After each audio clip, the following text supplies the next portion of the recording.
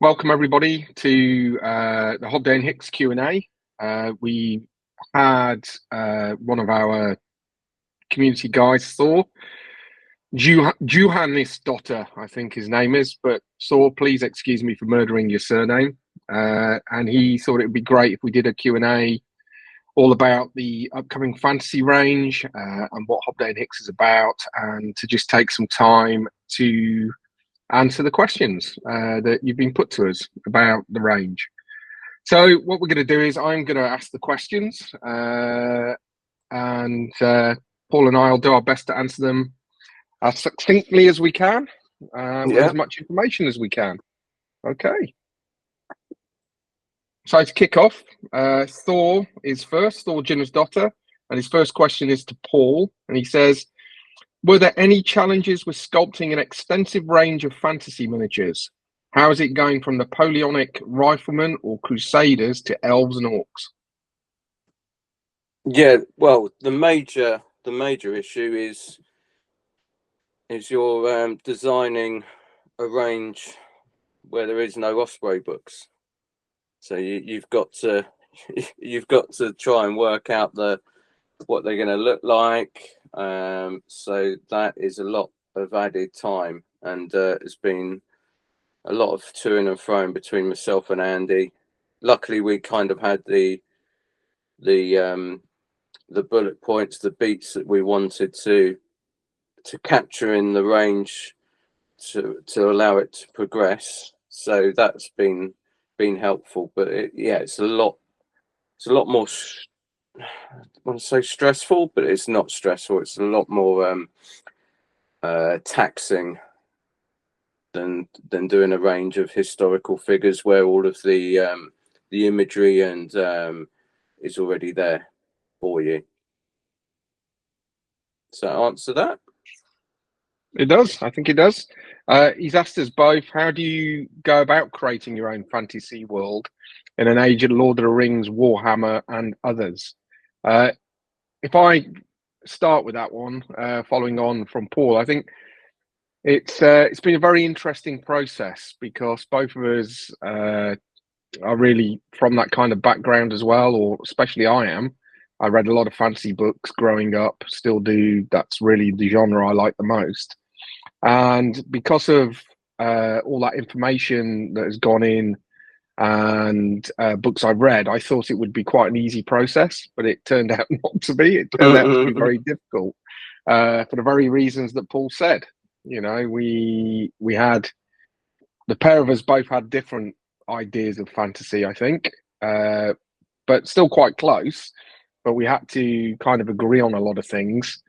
And then with what you've mentioned there, not make it Warhammer, not make it Lord of the Rings, not make it this, not make it that. But I think for me personally, my background has been Games Workshop from Warhammer, from version 1, and also reading Tolkien.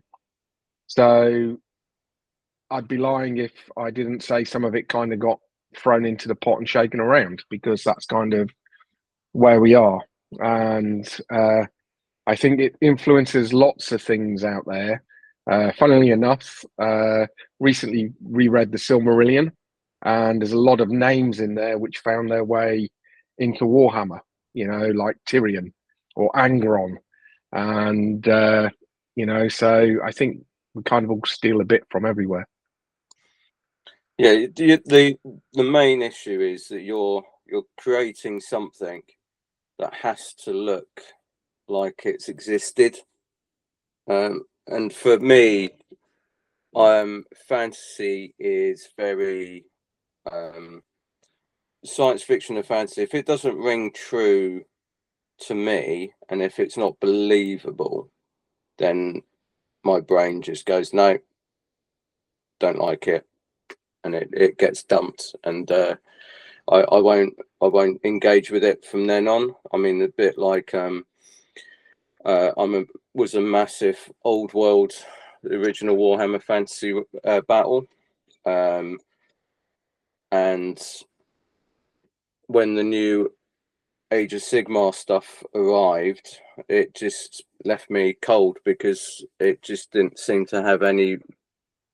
It didn't hit home with me. So I just completely shut down from the whole thing. Now that so I needed something that seemed grounded, and that was a process that we both came through, didn't we? A lot of Yeah, we did, and I think that's a good example with the Age of Sigma. It felt rushed, and I think, it says creating your own fantasy world. I don't think we've really created it yet.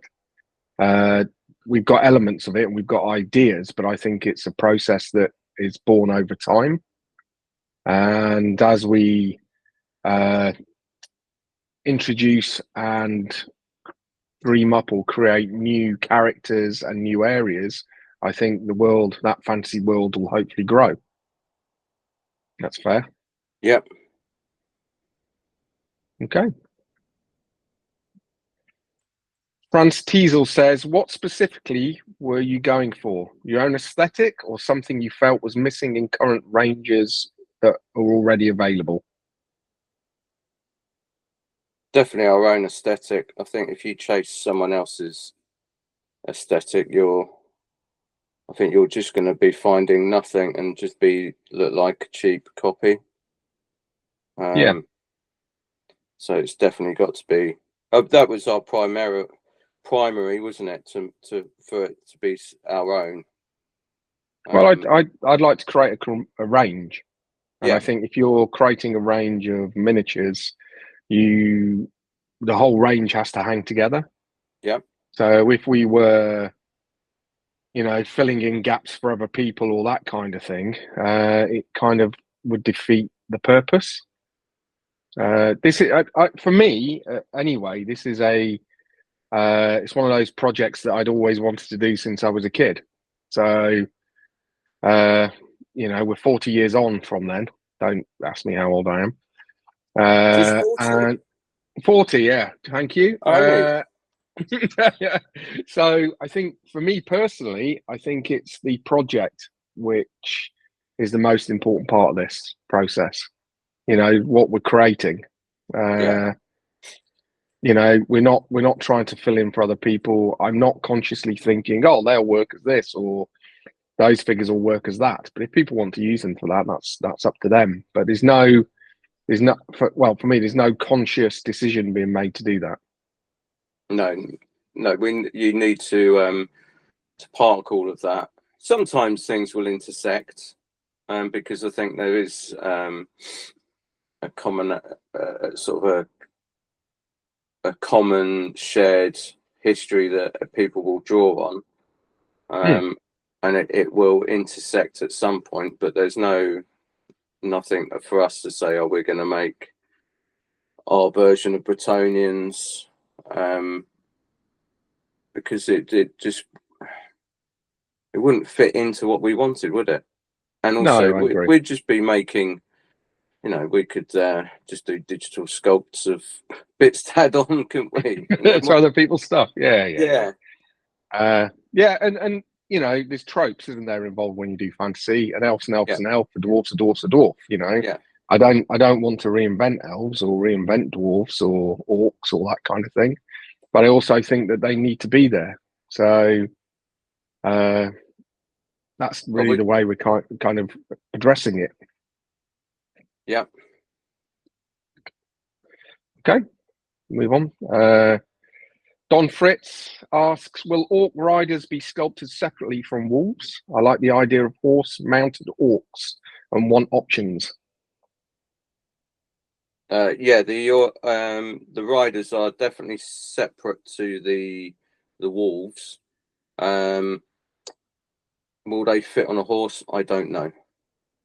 I could check right now, I think. Okay, while you're checking, I think we consciously made the first orcs go on mountain wolves because they're from the mountains, and it kind of goes back to what we're trying to get across with this first tribe of orcs that we've created.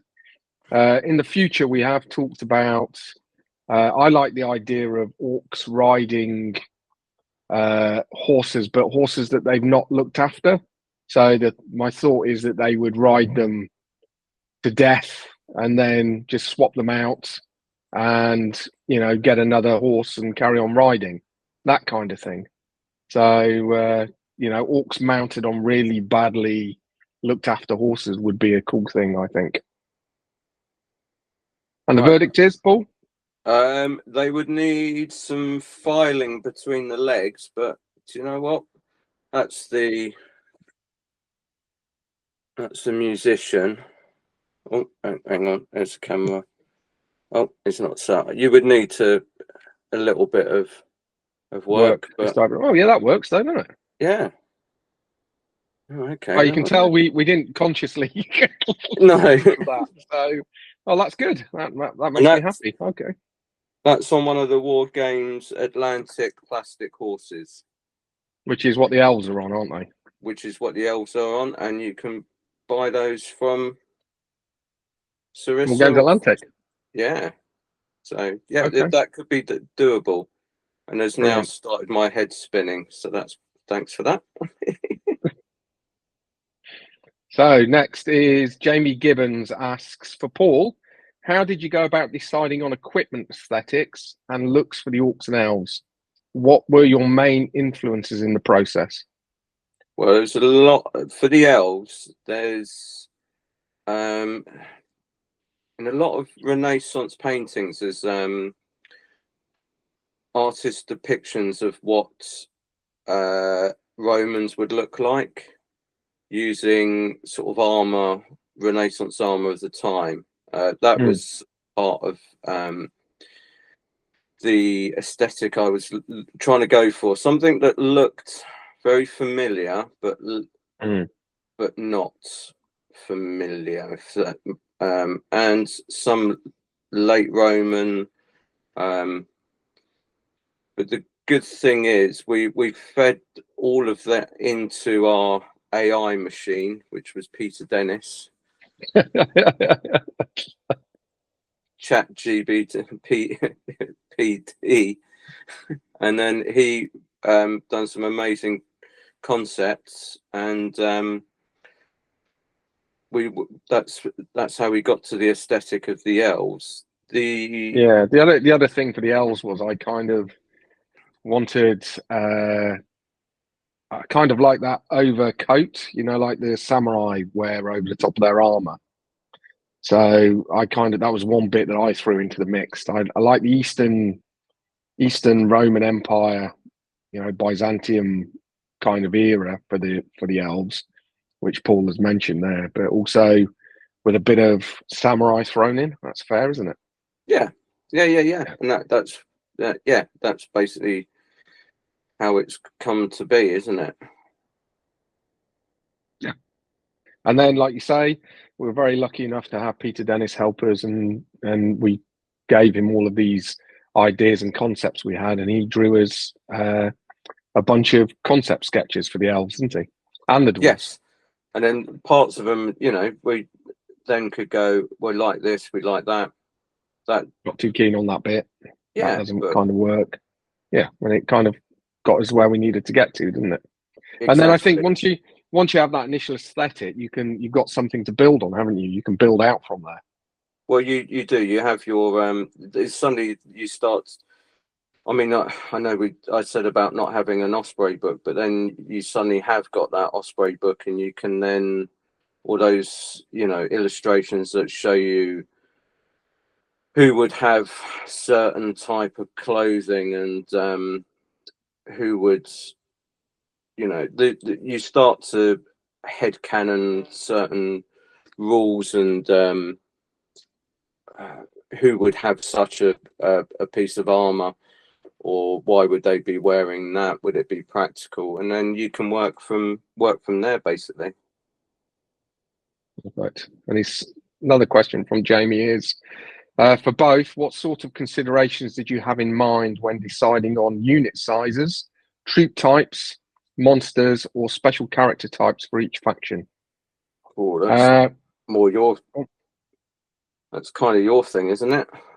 Yeah. Well, what helped drive this is the Barons War rule set. So using the Barons War as a guide and the human profiles for humans, it's allowed us to work off there for everybody else. So unit sizes very much again driven by the points values and the structure of the Barons War. So it's still a skirmish game. Troop types, well, we've gone for infantry and cavalry and support weapons and that kind of thing, but also normal troop types. So you've got ranged and hand-to-hand combat, but you've also then got elite types, and then mixed into there, because it's a fantasy game, it's more heroic. So we've started to introduce heroic characters with some more heroic rules than what you'd get in the Barons War, which I feel working quite well. And then obviously the thing that sets it apart, I think, into a fantasy world is the magic. So then we've got the mages, and they've got their own bodyguard for a specific reason because of the way that the magic works. So that's really the considerations. I also think I just thought of troop types that I like, and overall warband stroke army structure and setup that would work for me. And we've just kind of tied it all around that, really. But the beauty of it is that the army lists will provide you freedom. So the core, I'm going to say basic army list, but basic would be a wrong word to use. The core lists, you can build spearmen, axemen, or axe elves, or axe dwarves, or axe orcs, or whatever you want to do. Light cavalry, heavy cavalry, and then elites because of the different levels of the profiles that you can have. So we've carried over the green to veteran profiles. So mixing all that together, you've got quite a big scope for lots of different types of profiles. And and then if you take that and you add in named units or named characters, it starts to really build, and there's a lot there that we can go at. Monster type, yeah, we wanted a monster for each side. So at this stage, we've got the troll for the orcs, and we've got an elemental, wind elemental, air elemental for the elves. But we will be adding more in later. Yeah, that's the fun bit. Is you then populate the world, don't you, for what you want, which is the fun bit. No, I agree. Totally agree. And that's the next phase as we go forwards, and it is proving to be a lot of fun. Okay, next, Michael Blair. He says, "How did you decide on the look? Orcs, for example, seem to have several different schools of design, such as pig-faced orcs, courtesy of old D&D, I think, and old school Games Workshop ones."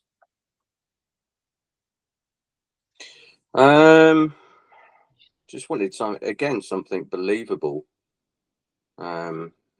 because you've got comedy Cockney orcs from Games Workshop, which work in their aesthetic, but I just wanted something that looked cruel and Malevolent. That's it. Yes. See, that's why you write the stuff. Yeah. So just wanted something that looked cruel and believable. So that's, I think, why I wanted to go that route. So that's where the orcs came from. I wanted them to be also human sized as well, not like hulking giants. Sort of green gorillas, basically. Some of them, aren't they? Yeah. I think it also goes back to that believability, doesn't it? A bit. Yeah. They're kind of, I like maybe we have borrowed a little bit from Tolkien as well, that kind of twisted men or twisted elves, that uh, believability that that's what they are. But I think we've put our own slant on it as well. Is Yeah, that fair? yeah, definitely. That's, once we need our own parameters to work through. Otherwise, Mm. you're just doing someone else's. Yeah, I don't like the idea of orcs being stupid. No, I like them being cunning and see, I can't say it now. got you. Malevolent, having that evil, and Yeah, the hero orc that we've got, he's actually a bit of a tactical genius. So that's his piece. That's how he's come down from the mountains and progressed so far in the campaign that we're going to hopefully be able to release. So they're actually not stupid orcs. I don't like the idea of them being stupid. So yeah, I think but an orc's an orc, isn't it? Is that fair? yeah. Well, there's You certain know, we can talk about doing our own orcs, but yet you still have to hit certain beats for them to be orcs, if you see what I mean. hmm. You can't, they you can't have them looking too. They've got to look shabby. I think they've got to look like their armor could be rusted if they've got armor. Um, so you've got to hit those tropes as well. Otherwise, they're not going to read as orcs. So, Agreed. same with any Yeah, race, really, isn't it? yeah, agreed. Okay, let's move on. Thomas Stanislawski, and again, Thomas, if I've murdered your name, I do apologise. Has asked us three things. First one is, how does your creative process look like? Are you brainstorming ideas, look for references, and only then start sculpting, or kind of play it by ear, roughly knowing what you're looking for? Well, there was a load of brainstorming to start with, wasn't there? Yes, and we're brainstorming about a lot of things a lot of the time, aren't we? Not just fantasy. We bounce ideas all the time off each other, don't we? Yeah, And yeah, and we share stuff that we think, oh, that looks cool, and we're sending stuff to each other all the time. And I save a lot of things into folders, like especially images or ideas, which we then go back to. But again, having all of this information, so I think to answer this the best way is we brainstormed a load of ideas. We did look for references because it's easier to explain something visual. Well, for me, it is. I like visual reference. So then we would probably build. I think it would be very grand of me to call it a mood board. We'd collect a load of images together, wouldn't we, to give us some idea of where we're going, and yeah, that could be orcs, but it could be anything, couldn't it? We could put anything into there. yeah, It could be a bit of armor, a bit of this, a bit of that, some weapon type we like, just the way that they're posed, where something's posed, or a composition, yeah. It wouldn't and even then necessarily. Yeah, it could be anything, couldn't it? And then suddenly you yeah, just that would make a great figure. and I think it's something that we're very good at. Is that fair? We're quite good at brainstorming stuff, aren't we? Yeah. And You know, to be honest, it's one of the most enjoyable parts of this process is brainstorming and going, this would be cool. Especially like when we went to Adepticon, we had loads of opportunities to sort of flesh out our ideas on how we could get sort of do our undead, which came out of that process, didn't it? yeah, and just having to spend some time together, which is good. Yeah, it's that's the way it really works for us, I think. And then the idea is Paul doesn't really start sculpting until we've kind of got to the point of where we need to be. So we have used, as we said earlier, Peter Dennis for concepts. Been very lucky to work with him. We are working with some other people now for concepts, and we're trying to build our world on some sort of foundation. So then we can go back to it and build up from there. So when we get to that point, we can then take it forwards. But it would also be like when I recently went on a holiday to the west of England, and me and my wife were walking through a forest that, well, no, it wasn't a forest, it was a wood, but it was completely misty. And I sent a picture of it straight to Andy and said, "Look, this is where our evil dudes live," and it automatically gave me a feel, and I was like, right, can we sack off the holiday? I want to go back and just sculpt figures now, please, because I think you can, with this sort of thing, you can see something and go, it could be just something in the environment that just sparks off and go, that needs to be used. And I think that really sort of feeds into the whole process as well. Agreed. Okay. He also asks, when you look at wargaming as a business, how do you plan your releases? For instance, what is the reason that you settled for orcs, for example? Because I wanted to make them. Yeah. Yeah, I think that's fair. We did think orcs and humans to start with, though, didn't we? I think Well, to answer your question, Thomas, we know we wanted to make a range of fantasy miniatures. We thought we would do humans versus orcs because we thought humans would be quite easy, and then using the Baron's War as a excuse me, the Baron's War as the mechanics or the rules for the game, we'd have all the human profiles already done, and we'd only have to add orcs. So that kind of drove it. And then we started with humans, and we found it really difficult, didn't we? well, and To also, I think a lot of this spawned out of the third Baron's War range, where we were making lots of like ranger types and humans, and it was like, oh, these would be great, in a fantasy setting as well. So I yeah, think that there's was the part. catalyst for this, wasn't it? Yeah. That's um, as a, I think I think both me and Andy have worked in this industry quite a lot of time. That I think sometimes when you plan ranges and you think you try and get your head into what people will want, Mm. you just chase an impossible dream, because that's not how it, when I've done that before with people, and you just go, right, I'm going to make this because this is what people are asking, you hardly sell any.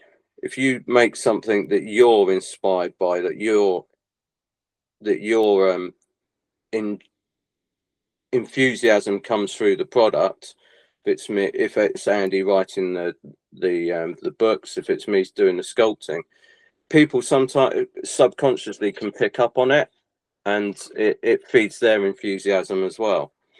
And 9 times out of 10, those projects have always been successful. So I think first of all, you have to find something that hits your enthusiasm and you're passionate about, and then that will become that will fuel the releases and your business plan. I think that makes sense.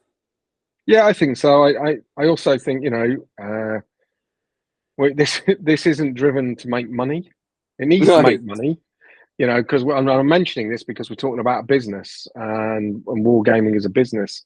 It needs to make money so it can become a job that you can earn to live. So then you can create it, because it's all money. Wages and salaries all about buying time.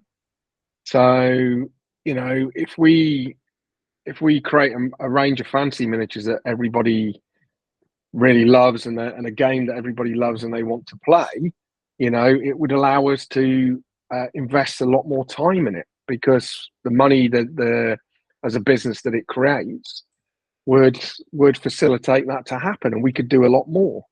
So, but at this stage, we don't know. We're creating orcs that Paul and I like, elves that Paul and I like, and we hope everybody else likes them too. But at the end of the day, if you don't, that will be it. It will be It'll Yeah. be, hey, look at these. Oh, you don't like them. Yeah. So Okay. Right, back to Napoleonics. yeah, that's the truth of it, isn't it? Yeah.